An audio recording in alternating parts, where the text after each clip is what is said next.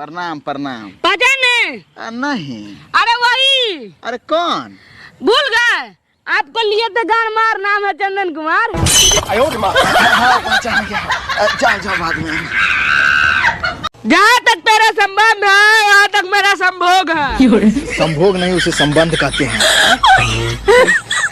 की 10 रिपोर्ट है, ठीक है? किरे साला फिर पैसा मांगे चले ले। रे तेरा की लगा जो हम पैसा मांगे लिए रे, पैसा मांगे लिया। 10 रुपया देना, मजबूरी है, देना देना। अगला दिन लौटा दो। रे तू हमें की समझल छी रे? हमारे पास 28 गो गर्लफ्रेंड है। कहाँ हो? अरे फेसबुक पर लड़की दोस्त है तो गर्लफ्रेंड ना भिलाई। जलन खोर सा।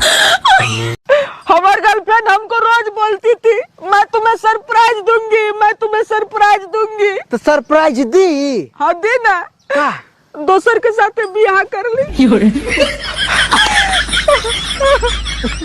बहुत बहुत दुख।